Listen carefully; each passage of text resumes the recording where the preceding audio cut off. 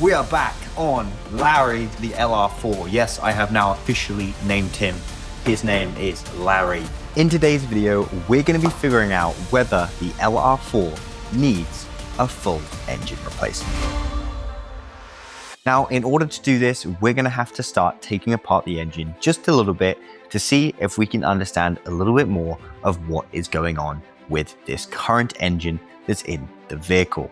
Along the way, we're going to find some things that are quite concerning, as well as some things that just seem to confuse the issue further. But stick around until the end till you see whether we have to make an engine swap on this LR4. So to get started, we need to take apart the valve cover and remove it so that we can get a look at the top of the valves. In order to do this job, we're going to have to take off a lot of different elements. It's a little bit difficult because you've got this big old wiring harness running over the top. So it's a bit of a mission to get through, but we're making some really good progress. We're also able to remove the coil packs, which cause the spark plugs to ignite. We know that these are working because the engine is running smoothly, so there's no problem with any of the spark. But the first thing that we were looking to do was remove the spark plugs themselves. This will tell us what is going on inside of the chamber. Finally, our first spark plug is officially out. And as you guys can see, there's oil all over that spark plug, which confirms at least one thing. We are for sure burning oil in the chamber. So now we need to figure out where that oil is coming from and where that leaky seal is causing it to happen. You can see here, I'm working on taking off the wiring harness and having to remove the battery box so that we can get into the bolts that hold the valve cover on. All right, as you guys probably saw, we're making tons of progress still. We'll take out the battery and take apart the entire battery box that it sits in, because the angle of the bolts here to take off this valve cover go directly towards this apron. And because of this battery box right here, it's just a little too high, meaning you can't get the angle across. But yeah, still feeling pretty confident that we're getting through this well. So we'll keep going. I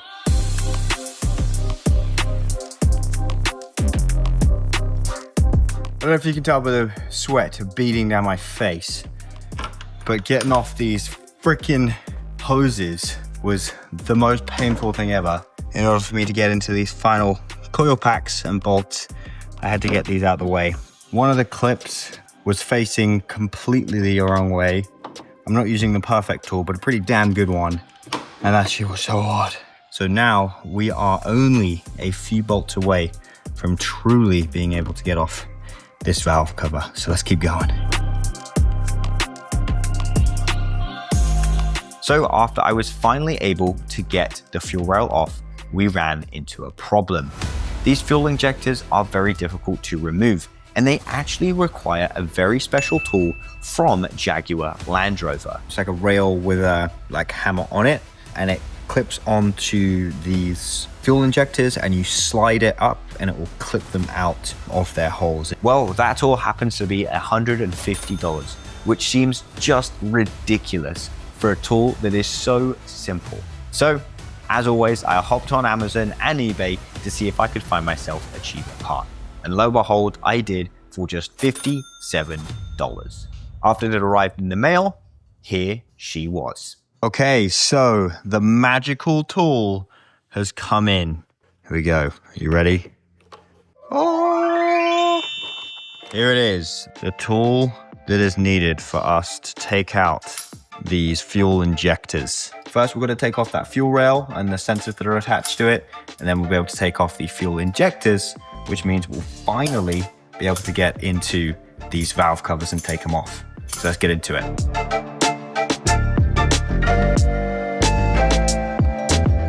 All right, after lots of tugging around, the fuel rail is finally off, and right there, we have our fuel injectors, which we can use our brand new special tool on to take off. So I began using this new tool to attach to the fuel injectors and then use the sliding pin to pull out the fuel injectors. I tell you what, guys, using this thing is like when you go to the arcades as a kid and you use those grabber machines and try and get out the toys, and they were virtually impossible to do. I've managed to get 3 of the fuel injectors out, but there's this one at the back which is just impossible. It basically slides on this little like mechanism here, locks it on, and then you just jam it out. And there was definitely a few times that I nearly smacked myself in the face with the thing as it slipped off the fuel injector.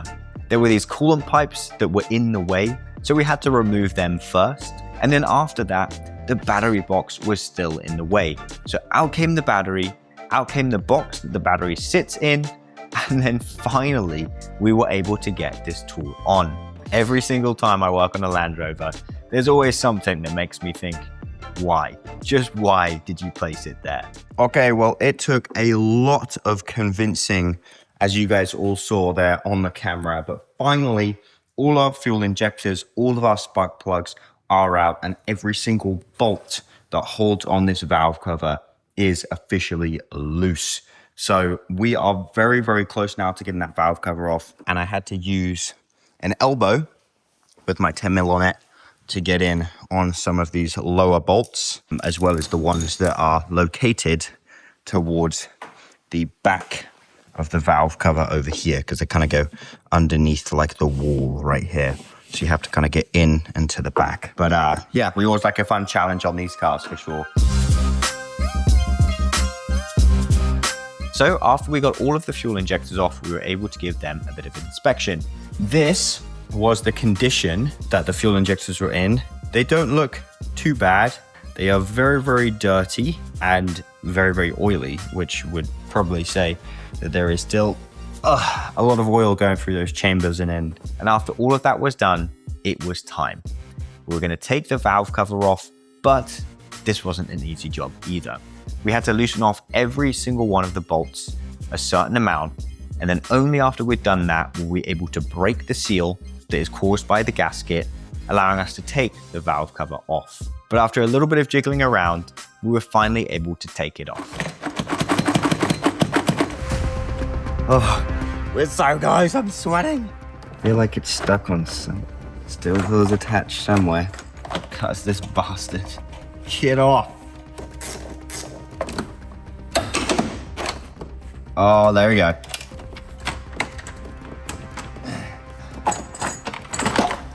Woo-hoo! And there you have it, the beautiful crankshafts. You might be able to see by the sweat dripping down my face that finally this valve cover is off. After a quick little inspection, we can see that there's not oil in places that it shouldn't necessarily be around there, but we can see that the seals on this valve cover are very, very old. They're very hard, they don't move very much, and even a few of them seem to have a few little slits in them. This could be some of the reason why we're burning oil. However, it's not likely to be the actual cause. But that was not the goal of this video. The goal of this video was to determine whether we need to do an engine swap on this vehicle. And, well, we now have the answer. It is yes. Although we could keep digging further down into this engine and get to the valves themselves and check the seals, we're going to be spending more and more time on this vehicle, which we simply don't have. It took us this amount of work just to get into one side of the engine, and the other side is a lot harder. So it's actually going to be faster and simpler for us to remove this entire engine block and put in a brand new one. That should cure the issue that we're currently having and should also give the vehicle a new lease of life, because the engine that we're going to put in this vehicle will be a lot less mileage. Before we do that, we need to give the shop a bit of a cleanup. The garage was looking quite messy after all of the work that we've done to this vehicle up to this point. So it was time to put some parts back in the vehicle and clean up our tools. All right, there we have it. Clean up our workspace. We've got all of the stuff that I think we may need to keep. We've got the valve cover, the air box we're definitely going to need.